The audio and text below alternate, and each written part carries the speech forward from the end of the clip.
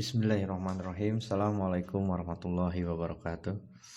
Alhamdulillahirabbil alamin wa bihi nasta'inu ala umuri dunya waddin. Wassalatu wassalamu ala asrofil anbiya'i wal mursalin sayyidina wa maulana Muhammadin wa ala alihi wa sahbihi ajmain. Amma ba'du. Alhamdulillah, rekan-rekan yang dimuliakan Allah, pada hari ini kita sudah memasuki hari yang ke-23 di bulan suci Ramadan. Tentunya kita berharap dan berdoa semoga amalan-amalan kita selama ini, khususnya di bulan suci Ramadan ini, baik itu saum kita, tadarus kita, qiyamul lail kita, infak kita, sedekah kita, zakat kita bisa diterima oleh Allah Subhanahu wa taala. Amin ya rabbal alamin. Rekan-rekan yang dimuliakan Allah, malam hari ini saya diberikan amanah untuk sedikit berbagi tentang bagaimana Ramadan ini momentum kita untuk melatih kesabaran. Khususnya di bulan suci Ramadan tahun ini yang memang berbeda dengan bulan Ramadan tahun-tahun sebelumnya. Ini entah siapa yang menyusun tema materinya, menyusun jadwalnya, karena materi tentang sabar ini mungkin ini sekaligus mengingatkan saya secara pribadi ya tentang bagaimana melatih kesabaran.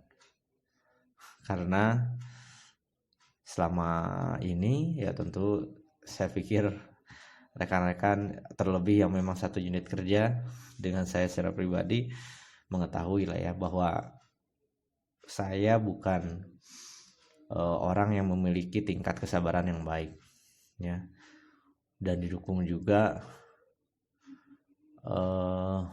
materi-materi pekerjaan atau objek-objek pekerjaan yang memang menuntut kesabaran. Unit-unit kerja yang memang saat ini diamanahkan kepada saya memang menuntut banyak kesabaran ya. Dari mulai sarana prasarana, SDM, komplain pasien, menerima tamu kepada direktur dan lain-lain sebagainya lah. Ini banyak menuntut kesabaran ya. Bagaimana setiap harinya itu betul-betul membutuhkan tingkat kesabaran yang terus diuji ya. Banyaklah saya pikir selama ini ya kita bersama-sama bekerja dengan satu tujuan, memberikan pelayanan terbaik tentunya untuk masyarakat Kota Sukabumi dengan memberikan pelayanan jasa kesehatan. Nah, rekan-rekan yang dimuliakan Allah, sering kita mengetahui atau berpikir bahwa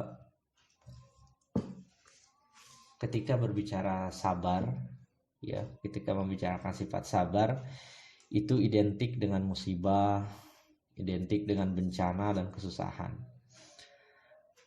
Padahal tidak juga demikian ya, bahwa sifat sabar adalah sifat yang sangat mulia. Sabar ini menjadi salah satu sifat dasar yang harus dimiliki oleh kita semua sebagai muslim. Sabar juga masuk ke dalam amal soleh ya, menjadi unsur tak terpisahkan dari setiap amalan-amalan kita. Bagaimana kita bersedia melaksanakan sholat, kita menyisihkan sebagian waktu untuk menghadap Allah, meskipun mungkin kita sedang sibuk bekerja ya, di masing-masing berdasarkan fungsinya ya, ada yang di pelayanan, di administrasi ya, dan yang lain-lain ya. Tentu kita perlu menyisihkan waktu kita untuk melaksanakan ibadah kepada Allah, dan itu juga perlu kesabaran tentunya. Bagaimana orang bersedia berzakat ya, kita sabar menyisihkan ya harta kita, yang akhirnya nanti ada zakat fitrah, zakat mal dan sebagainya untuk fakir miskin. Tentunya itu juga perlu kesabaran. Bagaimana bulan ini kita melaksanakan saum, bagaimana kita bersabar bangun pada saat kita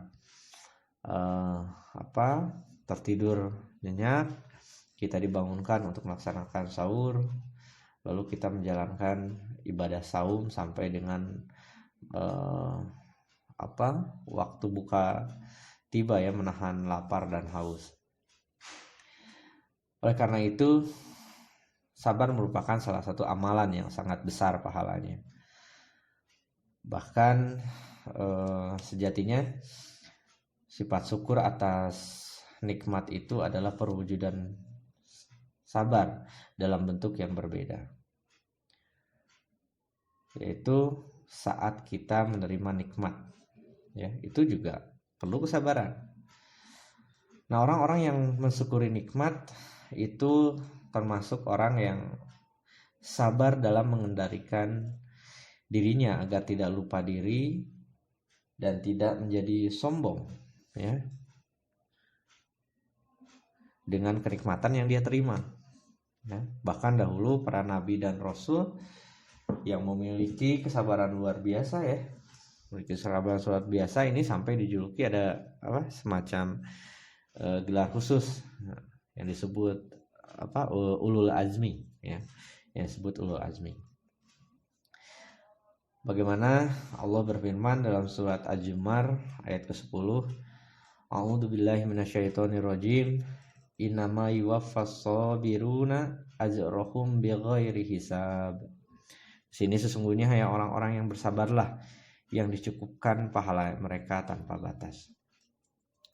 Nah, rekan-rekan yang dimuliakan Allah, sabar secara bahasa ini al-habsu ya, yang artinya menahan diri.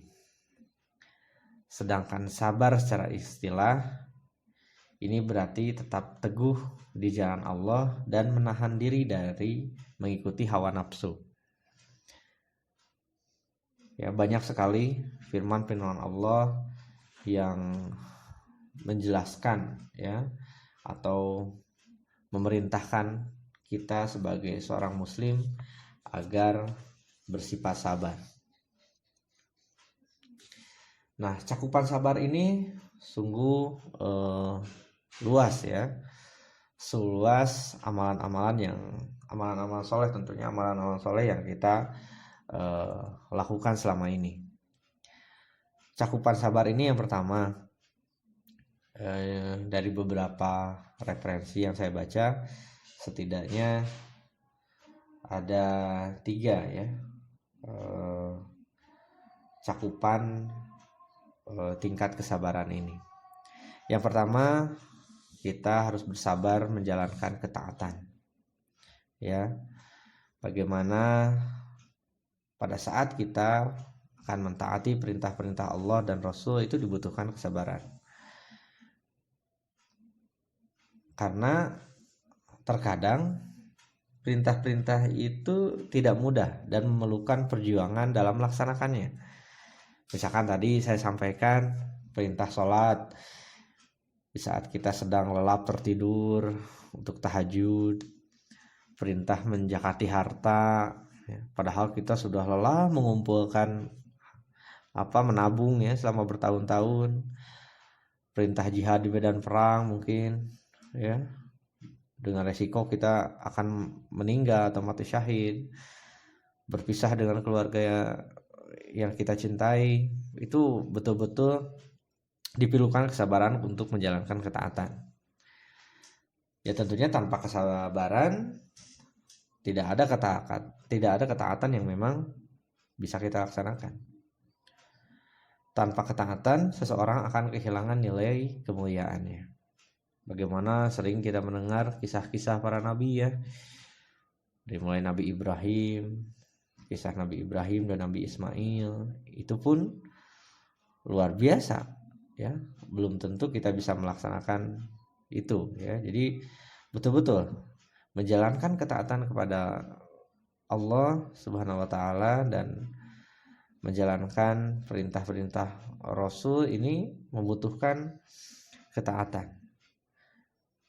Tentunya kita sebagai seorang muslim untuk melatih tadi untuk menyediakan atau menambah tingkat kesabaran ini, tingkat kesabaran kita dalam menjalankan ketaatan ini, ya kita perlu memahami tentunya dengan apa yang akan kita kerjakan tuh, apa yang sedang kita lakukan itu untuk apa ya.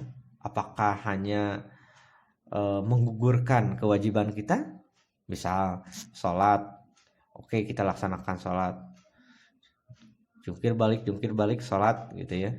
Apakah hanya sudah selesai sholat sudah ya, nanti gugur kewajiban saya melaksanakan sholat. Begitu juga dengan saum, kita sahur, menahan lapar, haus sampai waktunya berbuka, udah selesai. Yang penting berat badan saya turun, selesai itu ya, menggugurkan kewajiban kita. Tentunya tidak begitu, karena pada saat kita hanya sebatas menggugurkan kewajiban, tentunya tidak ada makna, tidak ada sentuhan-sentuhan yang kita lakukan untuk meningkatkan ketakwaan kita.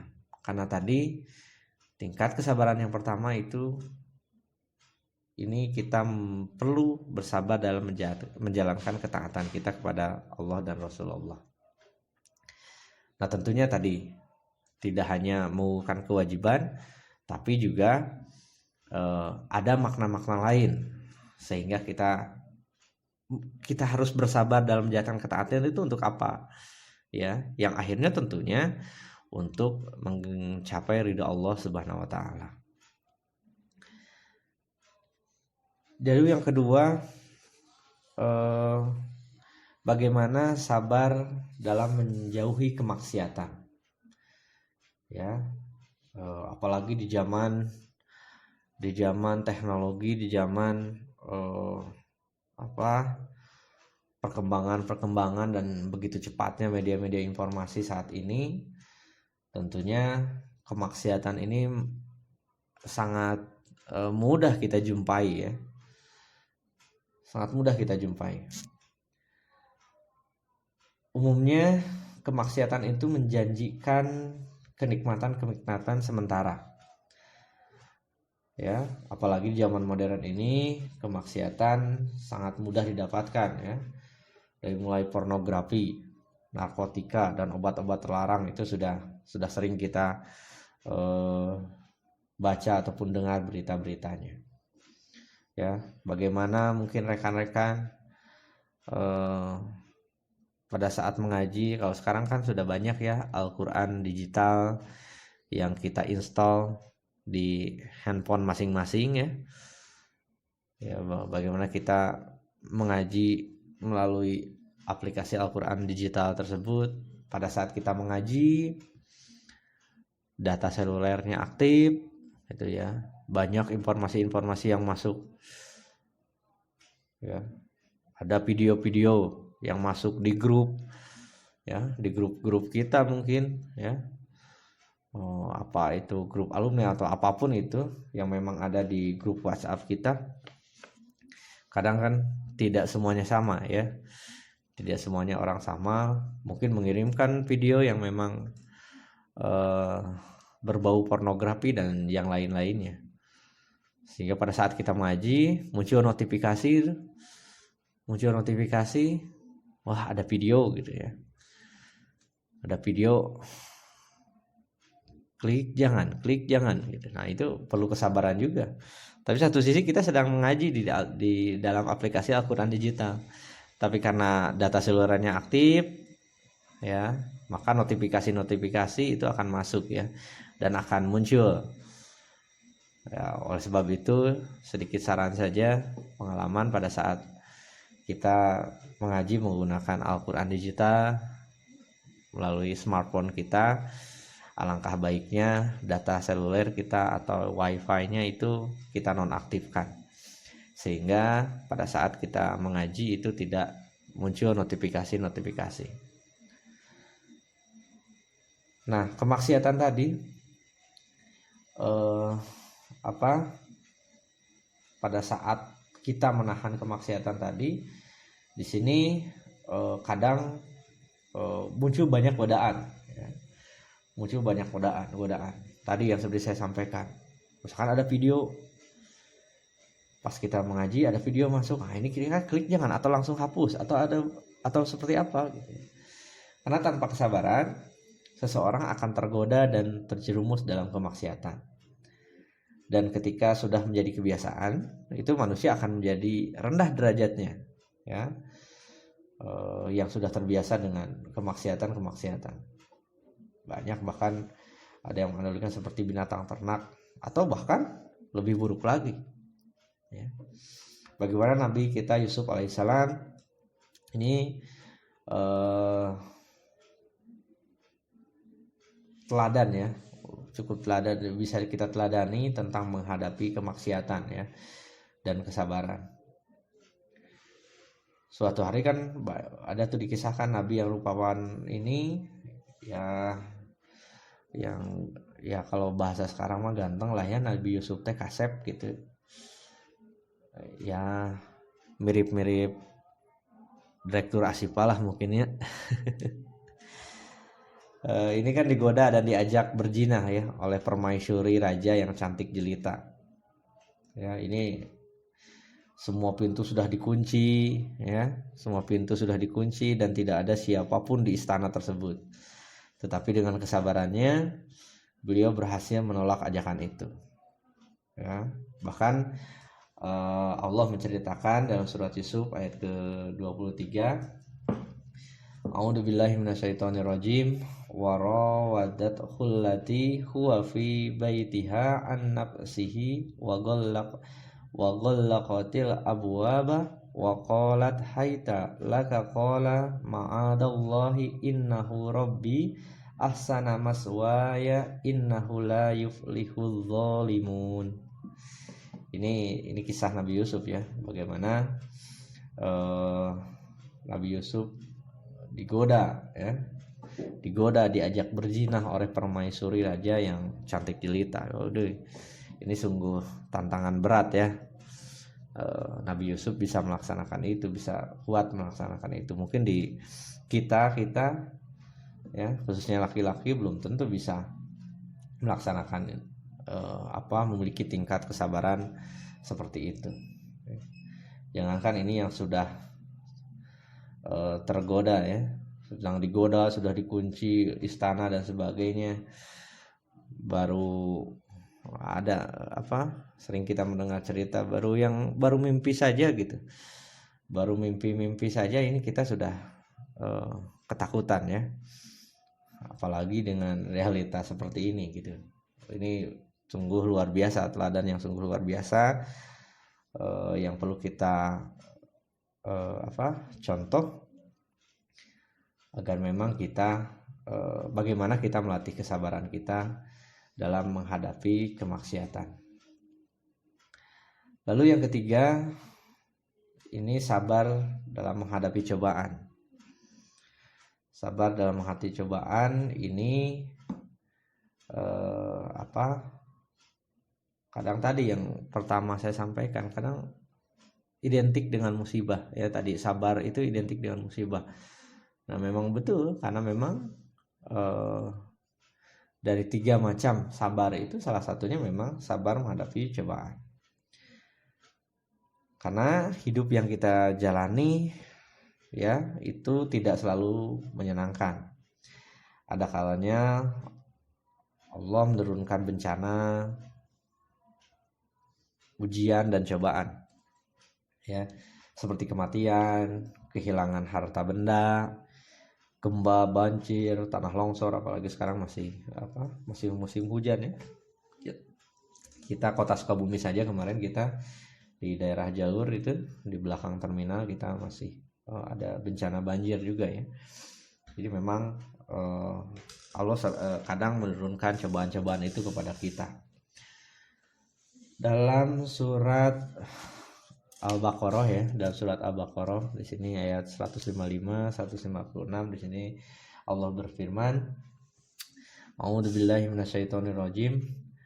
Walanabluwannakum bisai'im minal khaufi wal ju'i wa naqsim minal amwali wa al anfusi was samarati wa bassiris sabirin alladzina idza asabathum musibatun qalu inna lillahi wa inna ilaihi raji'un.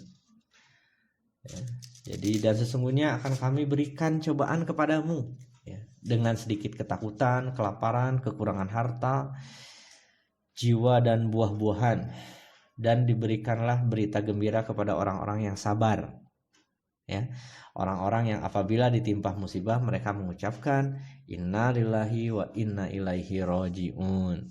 Jadi cobaan-cobaan yang diberikan oleh Allah itu untuk melatih kesabaran kita ya, kita sabar menjalankannya karena tentunya ada hikmah ya, ada hikmah di balik cobaan-cobaan atau musibah yang kita dapatkan. Jadi kenapa tadi yang ayat terakhir innalillahi, pada saat kita bersabar dan kita mengucapkan innalillahi wa inna ilaihi raji'un ya. Jadi sesungguhnya kami adalah milik Allah dan kami akan kembali kepadanya. Ya. Jadi banyaklah cobaan-cobaan yang terlebih di saat ini, bagaimana wabah virus corona ini masuk, atau sebetulnya sih mungkin dari bulan Januari juga sudah ini ya, tapi Indonesia kan ininya dari mulai pertengahan Maret kalau nggak salah sampai saat ini belum selesai ya, wabah ini belum selesai. Jadi memang betul-betul dibutuhkan kesabaran yang ekstra ya dalam menjalankan aktivitas selama saat ini ya. Bagaimana kita di rumah sakit memberikan pelayanan, rekan-rekan kita di IGD ya, di IGD ini luar biasa, di yang bagian screening itu menggunakan hazmat, tentunya panas ya, tapi tadi karena kewajiban, ada karena ketaatan juga ya, pelindungan diri juga, tentunya mereka memiliki kewajiban untuk melindungi diri agar tidak terkontaminasi oleh wabah ini. Bagaimana rekan-rekan kita di frontliner ini langsung berhadapan dengan pasien yang tentunya kita tidak tahu apakah mereka terbebas dari virus corona ataupun tidak gitu. Jadi betul-betul kondisi saat ini memerlukan kesabaran dalam setiap kegiatan atau aktivitas kita. Itu di bagian IGD, di bagian pendaftaran, resepsionis juga berhadapan dengan pasien atau keluarga pasien. Terus semua terdampak ya, semua terdampak dengan pandemi ini dengan porsinya masing-masing ya, terdampak dengan porsinya masing-masing. Rekan-rekan di IGD mungkin di proses screening membutuhkan kesabaran ya, harus bergerah-gerah menggunakan baju hazmat.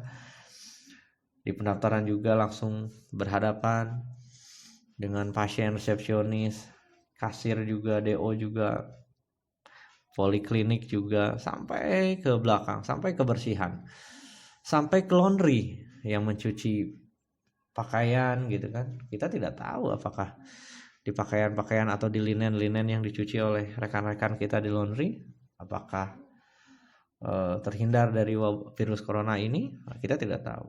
Sampai ke jajaran manajemen ya, memikirkan, menganalisis, mencoba mencari solusi tentang kondisi saat ini ya. Ini semua ada porsinya.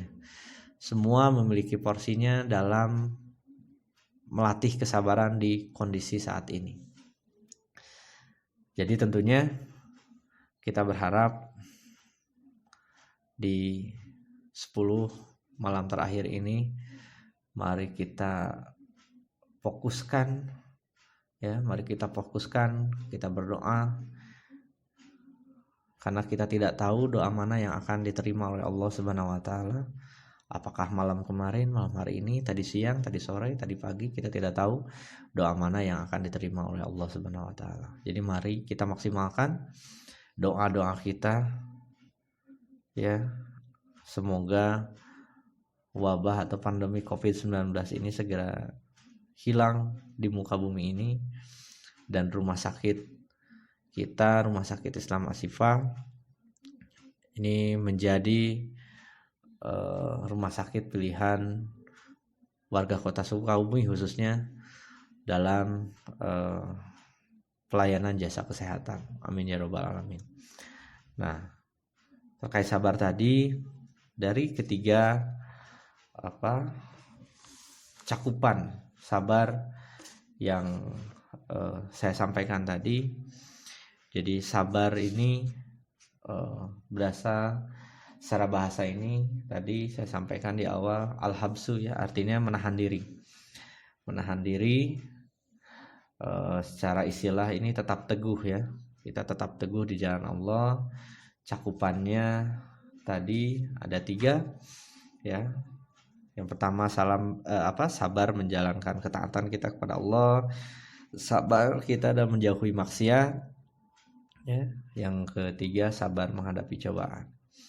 Kemaksiatan ini sangat banyak ya, godaan-godaannya juga sungguh luar biasa. Tidak hanya tadi kalau saya contohkan Nabi Yusuf ya, ini banyak sekali ya godaan-godaan yang memang terkait kemaksiatan ini, karena memang dari ketiga ini ya, dari ketiga macam atau wilayah kesabaran ini memang yang paling berat ini sabar dalam menjauhi kemaksiatan. Karena bukan hanya zina dan yang ininya, di hal-hal lain pun ya, maksiat ini sungguh dekat dengan kita ya. Dan kadang kita terlebih kan, kadang iman kita juga naik dan turun.